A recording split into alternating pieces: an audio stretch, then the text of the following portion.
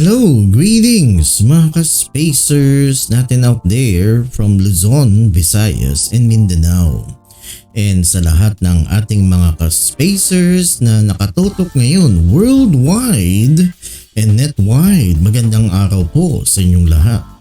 This is your ka-spacer and space commander, Prof Jun Cajigal, welcoming you to another online telescope viewing. Kanina po nag-online telescope viewing na po ako kaninang hapon, and yung telescope ko po ay tinuro ko sa araw. I pointed my telescope at the sun and marami tayong nakitang sunspots kanina. And ngayon, I am doing another online telescope viewing. This time, my telescope is pointing at our waxing crescent moon at about 12% illumination. And still mga ka-spacers, today is May 4, 2022. Alright, so we are now viewing on screen the waxing crescent moon. The moon is about 12% illuminated po. Alright, and itong waxing crescent is an intermediate moon phase that starts after the new moon. Yung new moon po, May 1 po. And it would last until the first quarter. And yung first quarter po natin will be on May 9, that's election day. And ang ibig lang sabihin itong waxing crescent, it means that the amount of illuminated surface of the moon is increasing. So right now, May 4, the moon is 12% illuminated. And the moon's illuminated surface is increasing hanggang 50% yun. Hanggang May 9 po, kasi May 9 is first quarter and election day. And yung word the crescent refers to the moon shape, which in this phase, it is curved, no? Like a banana, no? Parang korteng saging. Or siguro, kung ganyan yung imagination nyo, parang bangka po yan, no? Or parang kinagat na cookie. Ayan, and the word waxing means that the light of the moon is growing. Yan po. So, kahapon, I think yung minobserbahan ko yung waxing crescent kahapon, I think it's only 9% or 6% illuminated yung surface. And ngayon po, May 4, the moon is 12% illuminated.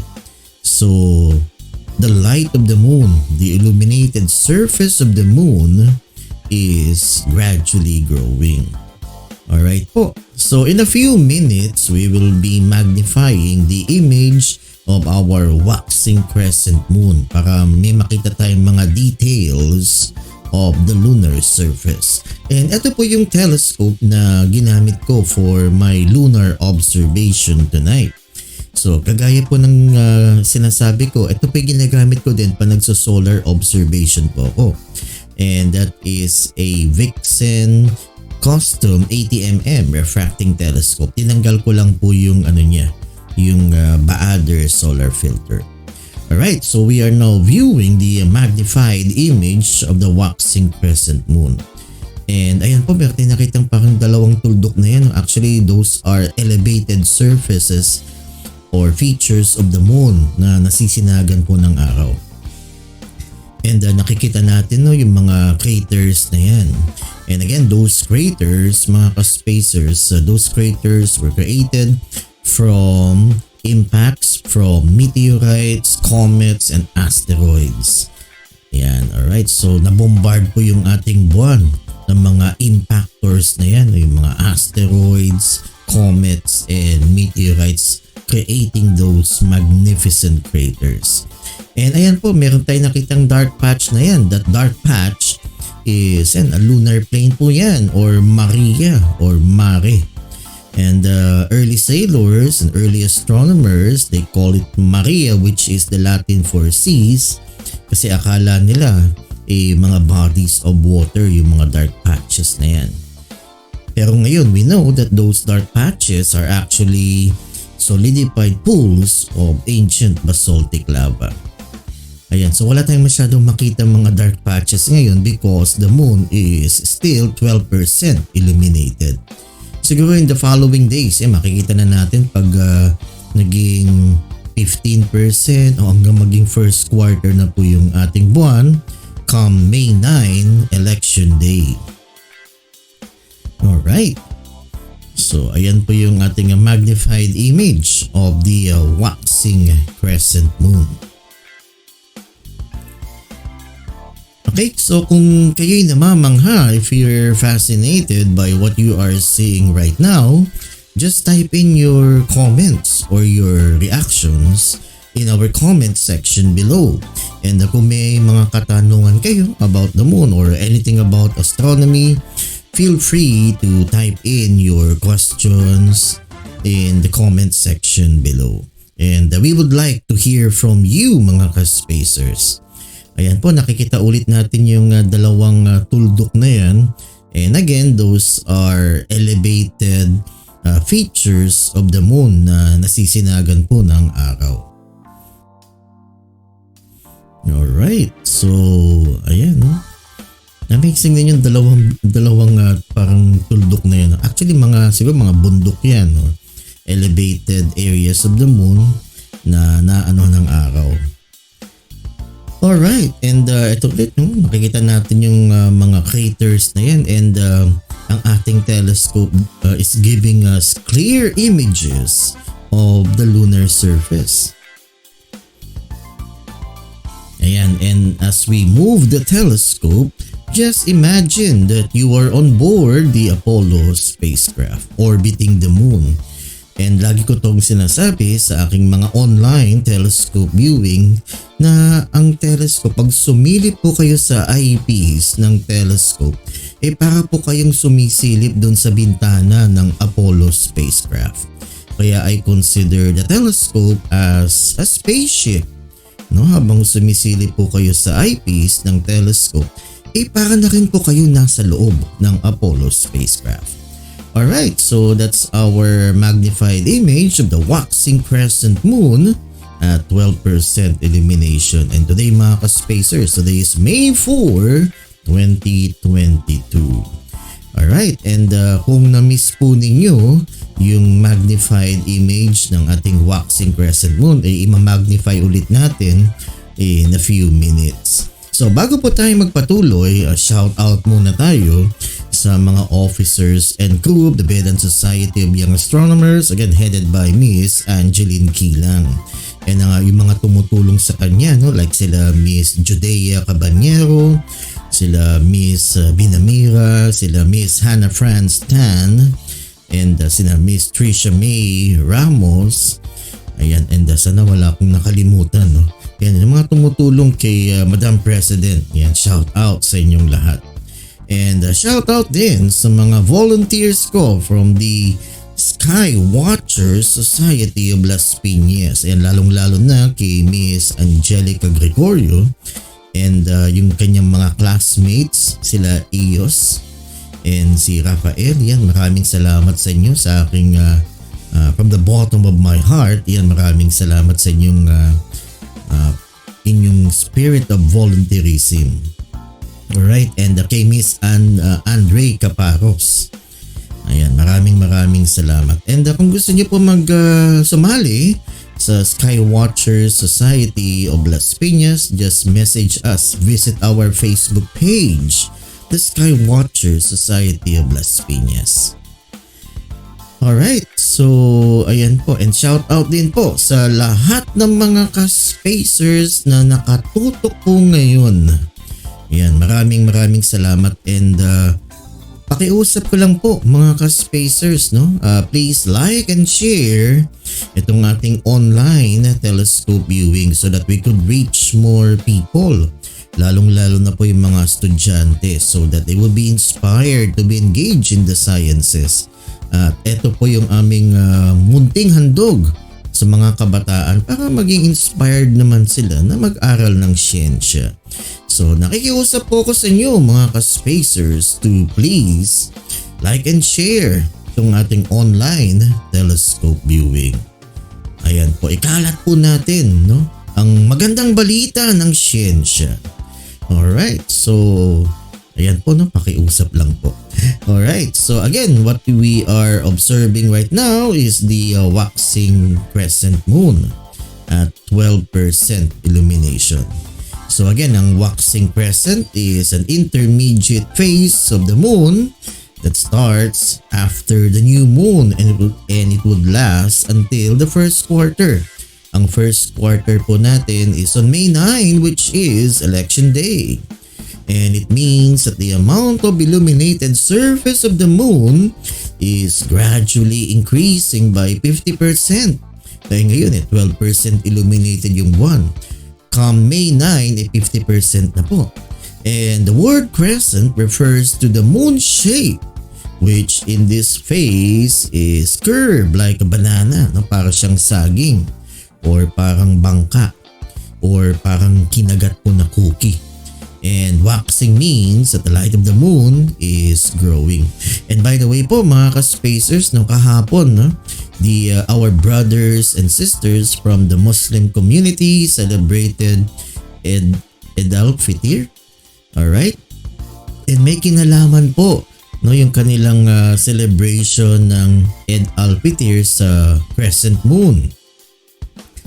Alright? And yung kanilang festival, if you will call it, or celebration of Eid al-Fitr marks the end of Ramadan and the beginning of Shawwal, and the 10th month of the Islamic calendar.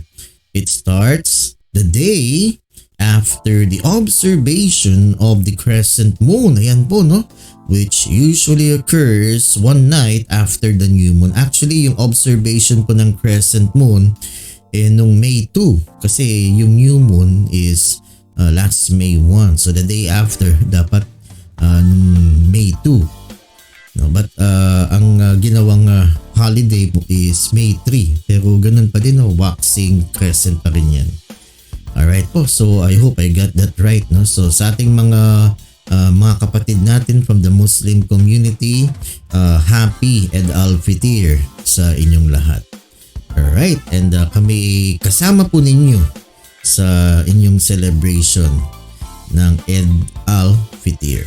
Alright, so again mga ka-spacers, we are now viewing the magnified image of the waxing crescent moon.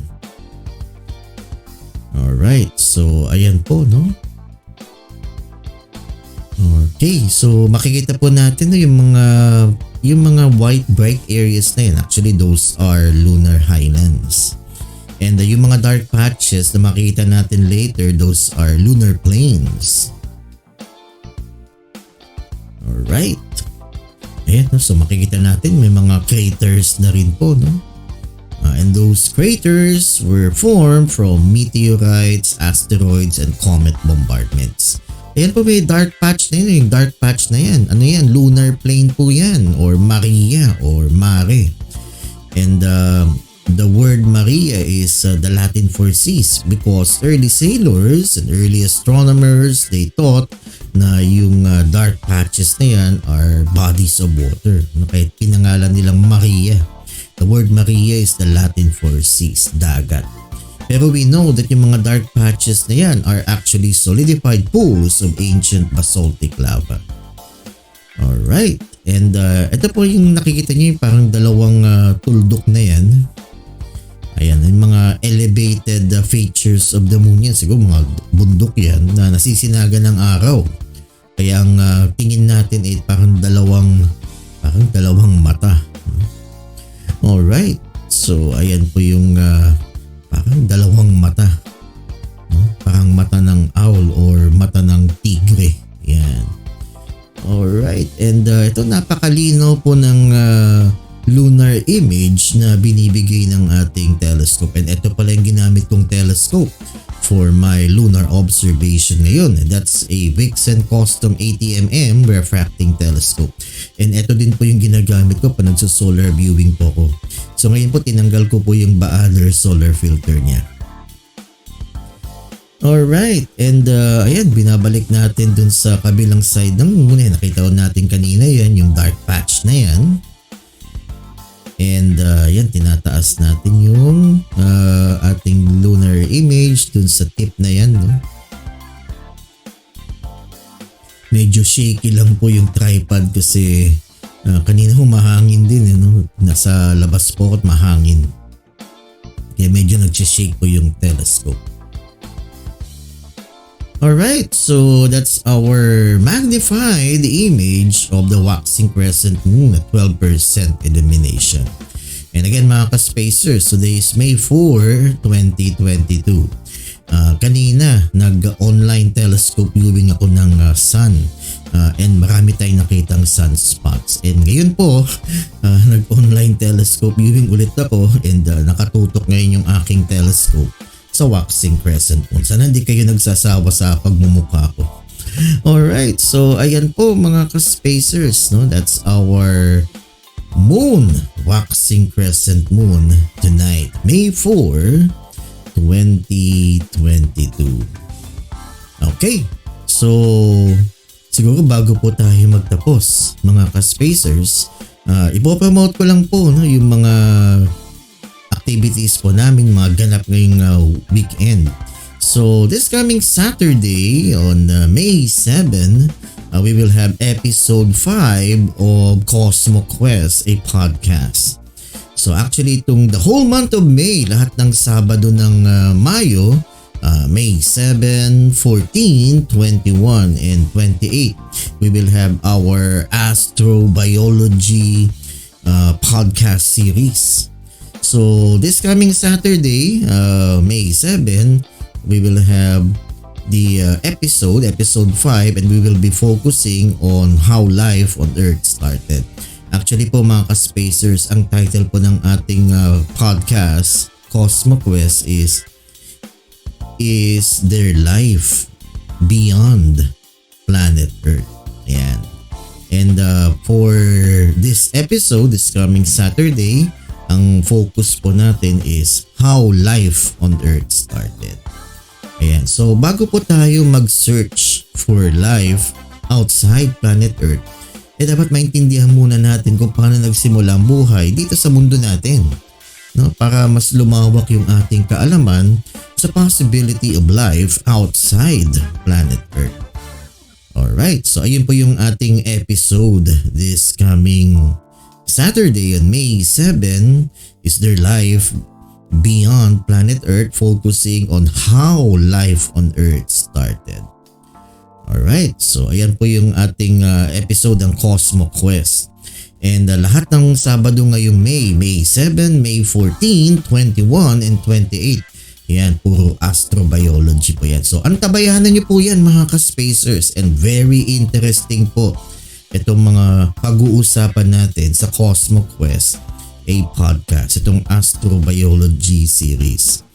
So if you're interested in life beyond planet Earth, naku, tumutok po kayo mga ka-spacers.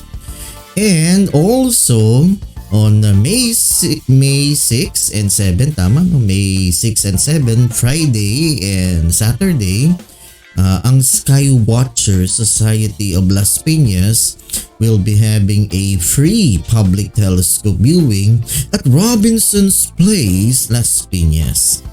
Ayan po. So, hindi po ganitong online. Talagang sisilip po kayo sa eyepiece ng telescope. Pero we will be observing the usual safety protocols like social distancing sa telescope, and disinfected po yung mga telescopes namin. Magbabounding kami ng alcohol to disinfect yung mga yung mga sisilip, no? Kasi hindi pa naman po talaga tapos ang pandemya. Alright, so we will still be observing the usual health protocols as we conduct the activity hanggat pwede pa, kasi alert level 1 naman po tayo ngayon. So hanggat pwede, habang wala pang surge, no? So gagawin po natin yan, and nag-iingat naman po tayo. Alright, so ayan po, no? We will have our free telescope viewing entitled Come and See the Moon. Kasi po sa May 6 and 7, we will have still our waxing crescent moon. Kasi ang first quarter is May 9, election day. So waxing crescent moon pa rin po tayo. Ayan, so kung kayo po ay malapit sa Robinson's Place, Las Piñas, come and join us. no, sa Robinson's Place para makita nyo din po yung splendor ng ating waxing crescent moon. Pero depende rin po yan, no? So we are hoping for clear skies this coming Friday and Saturday. Ayan, tamang-tama, magandang ano po yan, no? Magandang pre-Mother's Day celebration kasi Mother's Day will be on May 8. Yan, itong darating na linggo. So huwag niyo yung kakalimutan, no, mga ka-spacers, na batiin niyo naman po yung mga nanay na Happy Mother's Day come May 8. Then the following day, May 9, Judgment Day po.